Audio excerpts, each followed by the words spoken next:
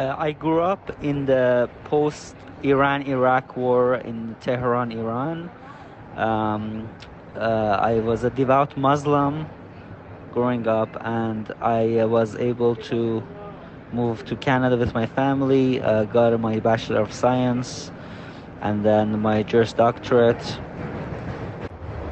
Even though we were devout Muslims, we really thought Islamic Republic was a bully, tyrannical government that was kind of spreading this message of hate for Zionism, and we agreed with some of the stuff as a family, and as a devout Muslim, I was also tended to think that Palestinians are victims of empowered Israeli nation that's stolen lands. And I really believe those myths all along while living in Iran, and also having earlier moved to Canada. In Canada, I started joining the pro-Palestinian movements, thinking that we're promoting human rights for Palestinians, and not realizing that the Palestinian people are hostage to horrible ideas of jihadism and martyrdom.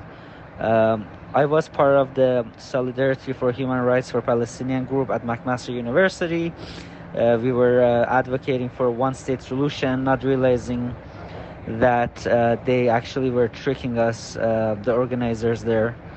The trick was that the one-state solution is a kind of a backdoor plan to destroy the Jewish state and make the Jewish vulnerable population vulnerable again at the hands of really horrible pan-Arabist and racist ideas. What I believe is Nasserism combined with Islam, that really said that Jewish people have a bad track record, and Zionism is part of that bad track record.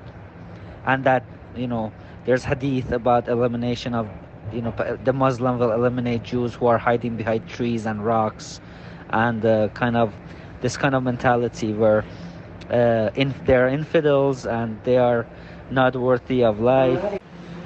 During the days I was a devout Muslim, the brainwashing was very clear. I was basically told that you cannot find a nice non-Muslim, that Muslims are the nice people and non-Muslims are najis or dirty, and I would wash my hands if I shook a non-Muslim's hand.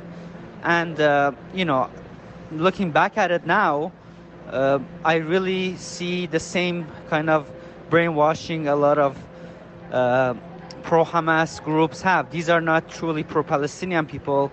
They're basically sacrificing Palestinian people and the blood of Palestinian people by starting wars and expecting full well that innocent people are going to die, innocent Palestinians. But they say, and we know, that this is how Islam spreads. Unfortunately, the bad ideas of Islam, fascism, communism, these are all ideas that hurt humanity, but they're spread through war and violence. Ultimately, it's important to realize that Islam is different than Muslims, Christianity is different than Christians, Judaism is different than Jews. I find that I was a victim, and all Muslims are victims of bad ideas of Islam, and because I love them and I want them to live more prosperous lives, I follow the rule utilitarian ideas that now tell me whatever reduces the suffering for us and the future generations and increases well-being, that's what we should promote. Islam does not really promote that. And I learned that through interacting with a lot of Jewish students, interacting with the atheists. There's other channels online, Atheist Republic, debate clubs. I did years of working on myself to I have ideas that make the world a better place now. And Zionism is one of those ideas. The reason I'm a Zionist, ex-Muslim, is because I believe that this is the civic rights movements for the Jewish people who have been persecuted all over the world, in all countries. These people need their own place, in their own country. This is the same kind of movement, civil rights movement, that the black people of the US had when they were under segregation. So it's truly the definition of gaslighting and victim blaming when we blame Israel for its creation. All of us are guests on other people's soils. Humanity evolved out of Africa.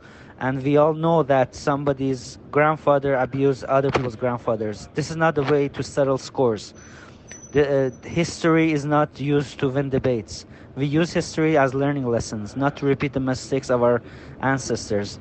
And in my case, I don't want to repeat my own mistakes. As an ex-Muslim who was an anti-Semite, I've converted myself into a friend of Israeli people and the Jewish nation.